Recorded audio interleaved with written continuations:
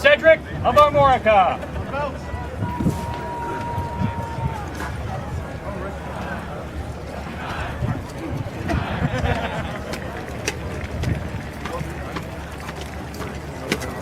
Halt!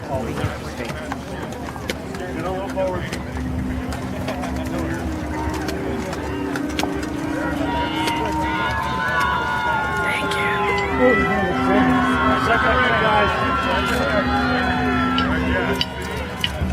Second rank, guys.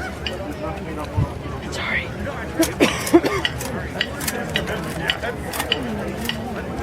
Your Majesties, Your Highnesses, before you comes Lord Cedric of Amorica, Baron of the Court, companion of the Tiger's Combatant, companion of the Silver Crescent, companion of the Dragon's Tooth, companion of the Purple Fret, companion of the Golden Ulf, and twice victorious captain of the unbelted champions team of the East Kingdom.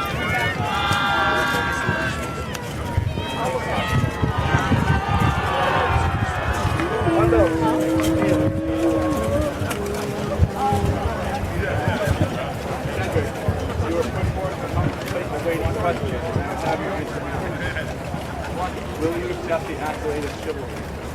Yes, Your Majesty. All my heart. And then I will ask you another question. Do you take the belt of a knight or the baldric of a master? Your Majesty, I will be a knight. I call for the order of the chivalry. Back off.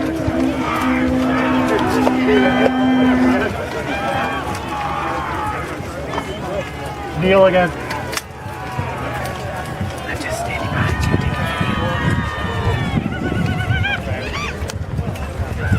you. Is there a member of the Order of the Laurel to speak for this candidate?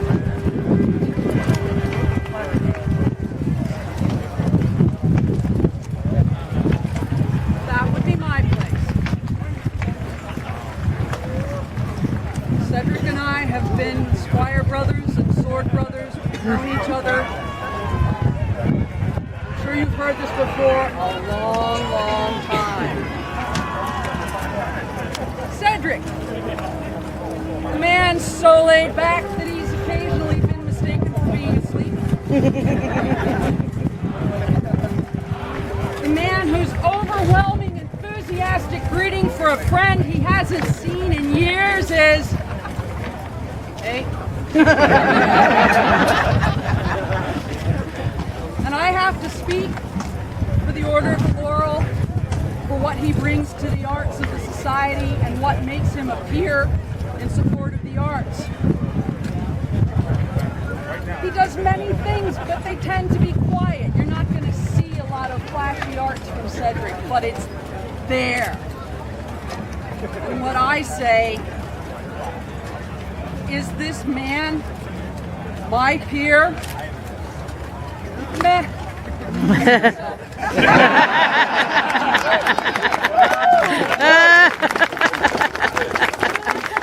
That was awesome.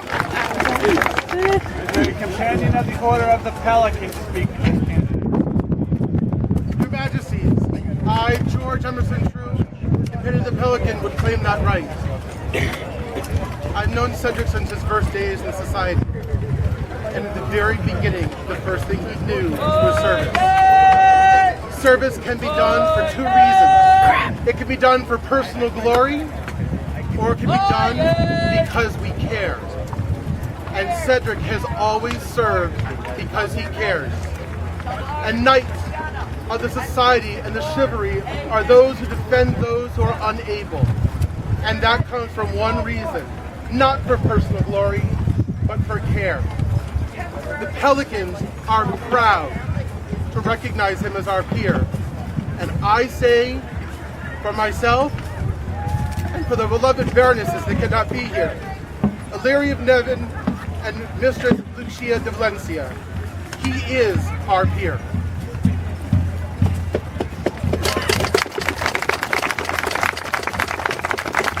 Is there a companion of the Order of the Rose to speak for this candidate? Your Majesty, that would be my right.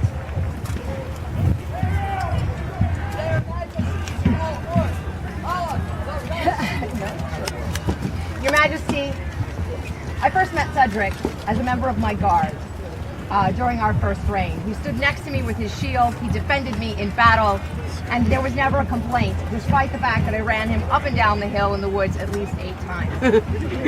With very quiet grace and courtesy, this gentleman made sure that my life was secure and I did not die once during that Pennsic. But where he truly exemplified courtesy and grace is in the years that followed as my friend.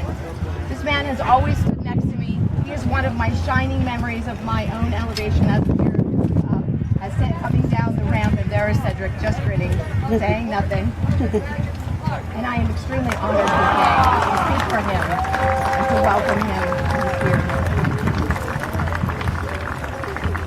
Is there a companion of the Order of Chivalry to speak with? I, Armwolf Ethel Redding, speak on behalf of my brother, Sir Mathcamain O'Brien. I, Sir Mathcamain O'Brien, have the privilege to speak on behalf of the Order of Chivalry. Chivalry is a word often used, but not so often lived. Before you today stands one who fully embodies the ideals of this order with conviction and grace. If you are in doubt, simply ask his friends, or perhaps more telling, ask his opponents. I am probably supposed to say something like my heart is sad that I cannot be here today.